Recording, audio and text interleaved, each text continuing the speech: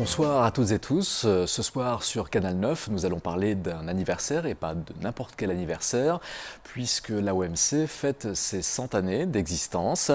L'Aigle Lolo-Montet-Champéry a 100 ans en cette année 2008 et pour marquer le coup, différentes festivités sont organisées par les transports publics du Chablais, par les TPC SA, des festivités qui vont notamment se dérouler les 26 et 27 avril prochains avec des concerts, une exposition et une parade ferroviaire à la clé, mais aussi pour marquer l'aventure de cette ligne de chemin de fer et cet anniversaire, un DVD et un livre sont publiés pour l'occasion. Ce soir, notre invité est Claude Oreiller. Bonsoir Claude Oreiller, vous êtes directeur des TPC SA, des transports publics du Chablais. Merci d'avoir accepté notre invitation. Tout d'abord, on peut souligner peut-être que ce centenaire de l'AOMC, c'est quand même avant tout celui du MCM, du Montet-Champéry-Morgin, et pas véritablement celui de l'AOMC finalement. C'est juste, c'est juste. En tout cas, tout d'abord, un grand merci à Canal 9 de m'inviter pour parler du 100e anniversaire de l'AOMC. L'AOMC, pourquoi? Parce qu'au début du siècle, il y avait tout d'abord l'AOM, 1907, et cette année, en 2008, nous fêtons le 100e anniversaire du MCM, du Montet-Champéry-Morgin. Et nous avons décidé cette date, pourquoi? Parce que comme ça, la ligne est complète, et l'histoire est complète entre Aigle, Montet, Champéry, et nous avons concentré toutes les festivités de ce 100e anniversaire sur 2008.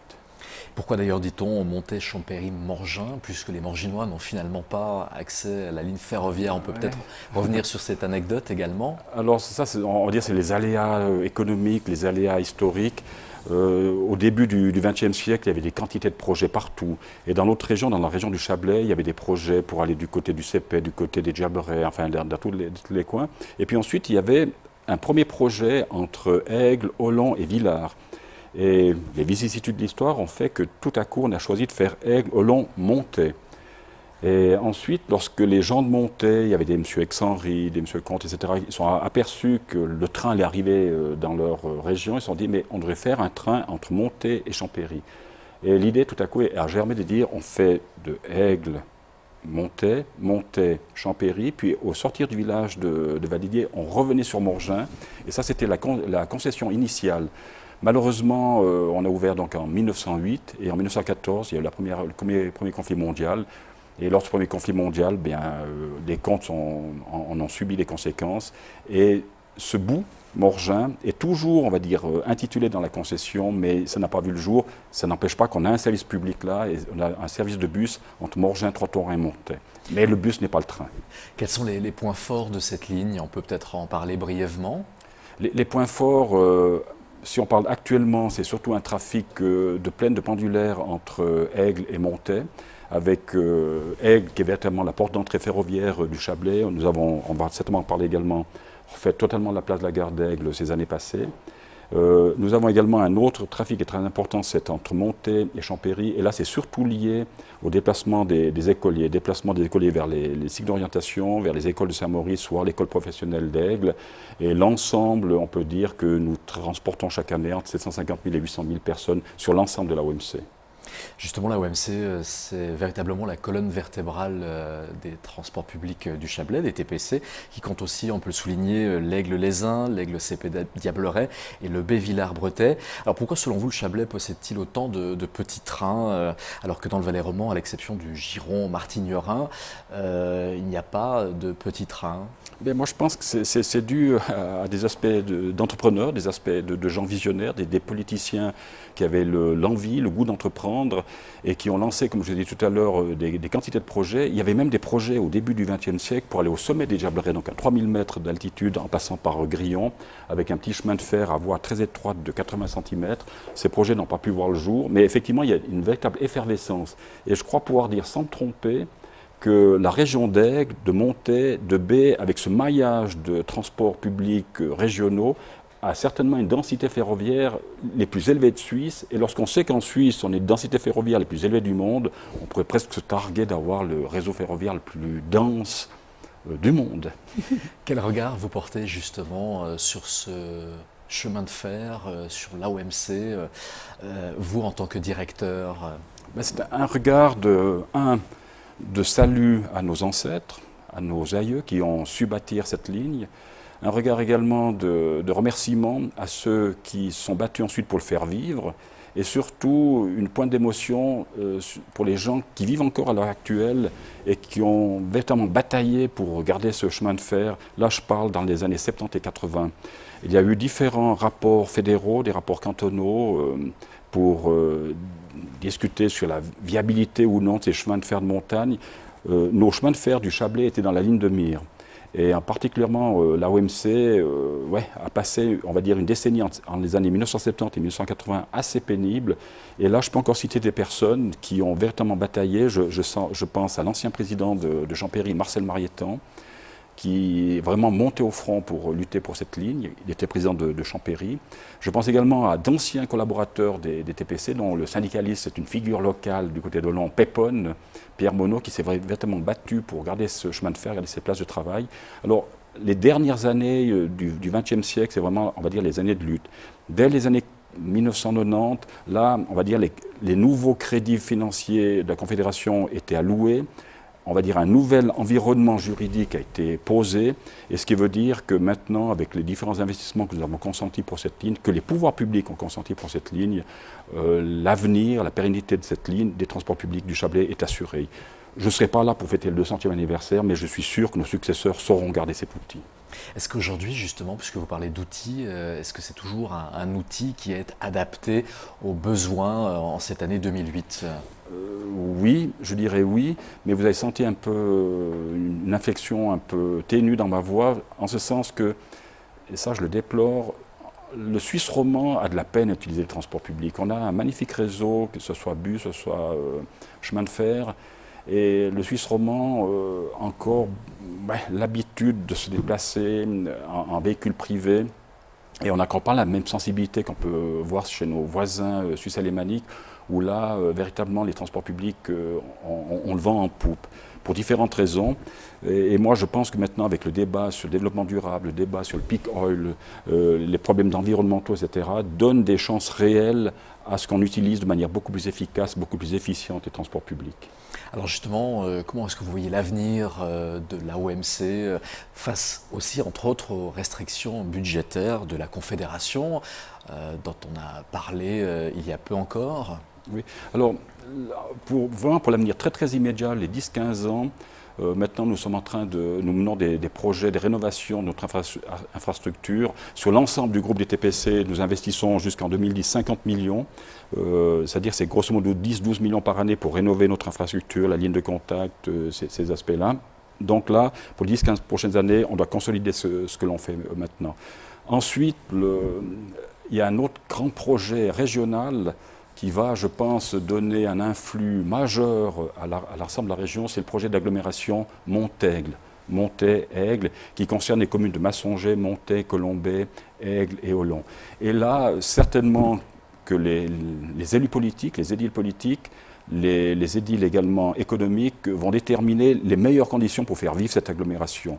Et les meilleures conditions basiques dans une région, c'est avant tout un système de transport public qui soit performant. Alors il y a un grand débat qui se passe pour l'AOMC, c'est le débat de créer une liaison plus directe entre Montaix et Aigle par un passage direct au niveau de Saint-Trifon.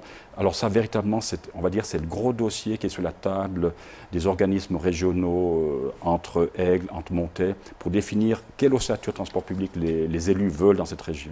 Venons-en à ces festivités, à l'occasion de ce centenaire, beaucoup de festivités annoncées, mais particulièrement les 26 et 27 avril prochains. Que va-t-il se passer concrètement ces 2 jours ? Alors là, on a misé, on va dire, le fil conducteur de toute notre fête a été l'aspect culturel. On considère que le chemin de fer, un transport public qui relie la plaine, la montagne, qui relie des populations entre elles, etc., c'est avant tout un phénomène culturel, un phénomène social, et nous avons voulu faire un clin d'œil au niveau social. Alors on va faire un vernissage de panneaux d'affiches, une trentaine qui vont raconter l'histoire des 100 ans de notre ligne de chemin de fer. Vernissage qui aura lieu au comptoir d'Aigle à partir du 23 avril jusqu'au dimanche 27 avril. Le 26 avril, donc ce prochain samedi, nous allons faire porte ouverte sur l'ensemble de la ligne. Porte ouverte avec découverte des métiers du rail qui aura lieu donc au dépôt de l'AOMC, enfin le dépôt de l'AOMC, c'est l'AOMC qui est là-dedans, maintenant c'est le dépôt de tous les TPC à l'entrée d'Aigle, côté du Valais. Et à 17 heures, dans ce même dépôt, là je suis assez satisfait, très satisfait même, nous allons organiser un concert rock dans nos dépôts, donc ça va sonner, ça sera pas mal. J'espère qu'on aura beaucoup de monde là. C'est un groupe de la région, Vincent Barbonne, avec des artistes, c'est vrai, qui viennent de Paris spécialement pour cette occasion. Le lendemain, le dimanche, nous patronnons la messe de la première communion de Champéry, où là nous offrons, avec des contacts que nous avons avec l'orchestre Tibor Varga, le conservatoire valaisan de musique, M. Yann de Boleski, nous offrons, en parenthèse, 4 solistes durant cette messe. Et ce même jour, le dimanche 27 avril, nous offrons un concert gratuit de l'orchestre Tibor Varga symphonique à la grande salle de Trois-Torrents. Et pendant qu'on parle des festivités, là je suis également très très heureux pour annoncer que le 24 mai à 20 h à Hollande, c'est un samedi, nous organisons avec une personnalité musicale de tout premier ordre, Thierry Lang, un concert également offert à la population du Chablais. D'ailleurs, toutes ces informations, on peut les retrouver sur votre site internet, tpc.ch, de même que les autres événements prévus pour célébrer ce centenaire, exact. Parce que ça ne va pas se résumer uniquement à 2 jours. Ça ne va pas se résumer à 2 jours. Ensuite, nous aurons durant le mois de juin, enfin tout l'été, des courses historiques avec des machines. Dans notre jargon, c'est l'automotrice 6 et sa voiture numéro 10, que nous avons cédé au Blonay-Chamby. Le Blonay-Chamby, c'est un musée historique du chemin de fer en Suisse. En 1975, on a rapatrié, on a refait des couleurs de l'origine et on va rouler avec cette machine. Donc c'est une machine qui a roulé dans la région du Chablais en 1907 et 100 ans plus tard, elle va venir rouler. Et là, je suis également persuadé qu'on aura beaucoup de succès pour faire rouler cette machine entre Aigle et Montet. À côté de ça, nous allons également faire des vernissages avec nos panneaux, avec des grandes surfaces, des grands commerces de la région. On s'est également entendu avec le téléphérique de Champéry pour faire des actions promotionnelles sur l'automne. Donc il y a plein de choses que l'on va faire pendant toute cette année. Et à l'occasion de cet anniversaire, comme on le disait au début de cette émission, un livre, mais aussi un DVD seront disponibles tout prochainement. Le livre s'appelle AOMC, Train de montagne et Trait d'union. On peut en parler en quelques mots? Alors en quelques mots, c'est un livre qui a été totalement conçu, rédigé, l'idée par notre responsable marketing communication, M. Grégoire Montangero. Et il est parti d'un a priori de Rousseau, qui aimait que la marche à pied. Et le fil conducteur, soit du livre, soit du DVD, c'est Jean-Jacques Rousseau. Oui, puisque le DVD s'appelle 100 ans d'AOMC, n'en déplaise à Rousseau. N'en déplaise à Rousseau. Alors, si je reste sur le livre, c'est un livre qui fera 200 pages. On ne va pas raconter l'histoire en disant que telle et telle date on fait telle et telle chose, mais on va le décliner totalement avec des images, avec des photos d'époque, photos du Chablais. On va faire en fait envie aux gens de dire « Ah, quelle belle région, on va aller au Chablais, on veut découvrir cette région ». Et si maintenant on parle du DVD, le DVD, il va faire exactement 30 minutes. Là également, nous avons puisé dans les archives cantonales, fédérales, des fonds d'archives familiaux. On a eu beaucoup de personnes qui nous ont donné des éléments, etc. Nous avons fait un montage complet de ces choses-là et nous présentons ça. Donc, on fait le vernissage officiel la journée du 25 avril. Lorsque là, nous invitons, on va dire, les notables politiques qui sont en relation avec les TPC. Et nous présenterons le DVD, nous présenterons le livre à cette occasion. Et dès le lendemain, il sera mis en vente à des prix très, très modestes. D'ailleurs, un DVD, un ouvrage qu'on peut aussi commander par le biais de votre site internet. Je le redonne encore une fois, tpc.ch. Exact. Claude Oreiller, on va tâcher de faire mieux connaissance avec vous, avec l'homme que vous êtes, au-delà de la fonction, avec notre questionnaire de Proust. Et cette première question, tout d'abord, le principal trait de votre caractère? Ouais, la patience avec l'impatience. C'est-à-dire que je donne peut-être l'impression d'être très calme, etc. Mais à l'intérieur, ça boue, etc. Puis j'aime bien que les choses aillent vite. Puis des fois, il faut faire en sorte de faire avancer tout le monde à la même vitesse. Patience, impatience. Votre occupation préférée? Ah, maintenant, il y a le travail. C'est une partie importante de la vie. Quand je dis le travail, c'est qu'il y a le plaisir d'aller travailler. C'est une passion? Et oui, alors je peux dire ça, c'est une passion. Et puis dans ma vie, mes occupations de loisirs, j'avais des grands loisirs. C'était j'ai plus le temps maintenant. C'était les échecs. J'adorais les échecs. D'ailleurs, on voit qu'en Valais, les clubs d'échecs de Martigny, Sion, se portent très très très bien. Et puis, prochainement, j'aurai certainement l'occasion de reprendre certaines fonctions au niveau de Valrando, donc les randonnées. Ça également, je trouve qu'à travers les randonnées, à travers notre pays, qui est tout à fait fabuleux, nous avons des occasions de se ressourcer qui sont tout à fait admirables, avec tous les sentiers, les montagnes, etc. Votre devise, si vous en avez une? Je vais vous donner une grande devise. Qui a l'air un petit peu passéiste, mais je crois qu'elle a beaucoup de sens. Fais ce que doit, advienne que pourra. On doit faire ce qu'on doit faire, et puis ensuite, les résultats arriveront. Ce que vous appréciez le plus chez les autres? Ah, la franchise, l'honnêteté. J'aime pas les choses qui vont de... C'est tellement plus simple lorsqu'on dit exactement les choses, et puis comme ça, on arrive mieux à se comprendre. Un rêve? Le rêve, alors que j'arrive en grande forme à 65 ans, l'âge de la retraite, à moins que Pascal Couchepin veuille vraiment me faire travailler jusqu'à 67 ans, mais ça, je ne sais pas s'il arrivera d'ici là. Et puis ensuite, le rêve, c'est le rêve, je pensais aller faire le pèlerinage de Compostelle. Puis comme je vous ai dit tout à l'heure, je fais partie de Valrando, et que Valrando est une cheville ouvrière de la nouvelle Via Francigena, Saint-Maurice, Rome, et respectivement Saint-Maurice, Canterbury. Peut-être d'ici là, je changerai, puis je ferai la Via Francigena.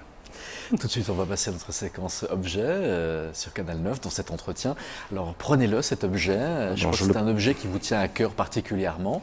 Montrez-le à nos téléspectateurs.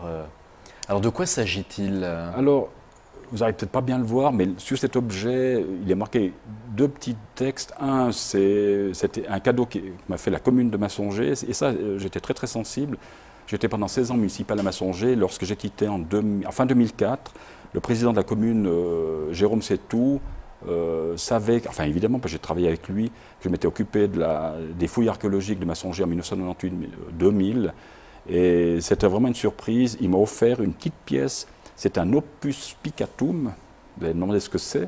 Donc c'est une petite pièce en terre cuite qui fait partie des bains thermaux de Massonger qui ont été créés au 1er siècle après Jésus. Pour la petite histoire, sachez, ça je le dis volontiers parce que je suis de Massonger, sachez que c'était les premiers bains au nord des Alpes, avant Martigny. Martigny était une petite bourgade à l'époque. Massonger, c'était la capitale avant des Nantuates. Et également pour la petite histoire, ce qui est intéressant, les Nantuates, donc il y avait 4 peuplades celtiques ici en Valais. Les Nantuates étaient une peuplade qui vivait dans le Chablais actuel. Et par la toponymie des lieux, le mot Nantuate a passé ensuite au latin et ça donnait Valles, Valesum, etc. Ensuite, ça donnait, le nom, donc le mot celtique a donné Valais, Valais, ce qui veut dire que modestement, on peut dire que Massonger, on est un petit peu la capitale historique du Valais. Et vous en êtes fier? J'en suis assez fier, oui.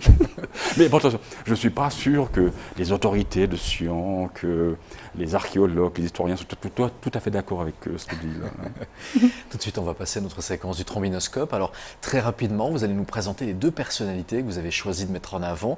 Oui. Tout d'abord, Sarah Marquis. Pourquoi ce choix? Oui, alors quand vous m'avez demandé le trombinoscope, là,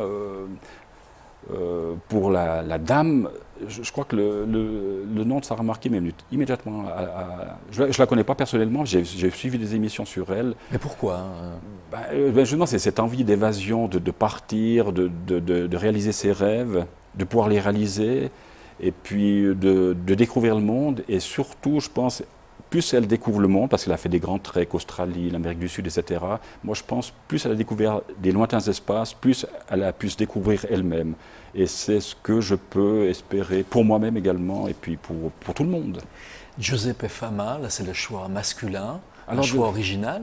Oui, alors je pense que vos téléspectateurs peut-être vont se poser un peu la question qui était... Joseph, pardon, j'ai dit Giuseppe. Ouais. Giuseppe, non, c'est juste. Ah, c'est juste, voilà, pardon. Ouais, alors Giuseppe, etc. Giuseppe, alors c'est un personnage très rapidement qui est né au début du 19e siècle à Spalato, Split, en Croatie, sur la côte d'Almat, ensuite qui est passé sur Venise, ensuite qui est passé sur Milan, et c'était dans les périodes du Risorgimento en Italie, 1847-1848, les guerres, les différentes batailles qui ont mené vers l'éviction des Autrichiens et puis la création de l'unité italienne. Ensuite, il est parti à Paris, et en 1849-50, il est arrivé dans la région à Saxon. Et là, il avait quasiment on va dire, une vision du développement de cette région. Il ne pensait pas du tout s'arrêter à cet endroit. Il est resté. Il a racheté une vieille mine de charbon qui n'a pas été extraordinaire en termes de rentabilité économique. Par contre, il a eu une idée de génie. Il a racheté les bains thermaux de Saxon. Ensuite, il a créé le casino. Et ça donnait lieu à des premières passes d'armes assez mémorables, soit au Grand Conseil en Valais, soit au Parlement fédéral, pour interdire les jeux. Et ce qui est assez étonnant, c'est que très rapidement, on va dire, l'activité sociale, économique, culturelle de Saxon est montée. Donc il y a eu des personnages comme Garibaldi, Dostoïevski qui sont venus, on connaît un petit peu l'histoire. Mais d'une fois que Giuseppe Fama a rejoint le Très-Haut, eh bien c'est très très rapidement retombé, d'où l'importance de ce personnage. Tout de suite, pour terminer presque cette émission, le carrousel des citations. Des citations vont s'afficher en face de vous et un peu plus rapidement, vous en choisirez une et vous réagirez à chaud, pour autant qu'elle vous inspire, bien sûr. Je vois, arrêtez-vous parce que... Stop quand vous voulez. Voilà, mais il faut la tourner parce que je n'arrive pas à lire là. Je vais vous la lire, c'est Okay. fait exprès, c'est moi qui vais vous la donner. Alors donnez-la moi. Les portes de l'avenir sont ouvertes à ceux qui savent les pousser, Coluche. Ça tombe bien, quelque part, on parlait d'avenir tout à l'heure, au-delà de ce centenaire de la OMC. Moi, je crois qu'il y a... Je crois qu'il n'y a pas d'autre chose à raconter parce que notre ami Coluche, l'amuseur public numéro 1 qui a fait trembler la République en France aux élections en 1981, enfin qui est mort juste un petit peu quelques mois auparavant, avec sa faconde d'amuseur public, il disait des choses d'une très très haute portée morale et philosophique. Et effectivement, je crois que si on veut bâtir l'avenir, on doit foncer, on doit s'impliquer, on doit s'investir, et ceci est valable pour tout le monde. Pas spécialement au niveau, on va dire, économique, etc., mais au niveau du développement intérieur, du développement de chaque personne. Claude Oreiller, merci d'avoir été notre invité.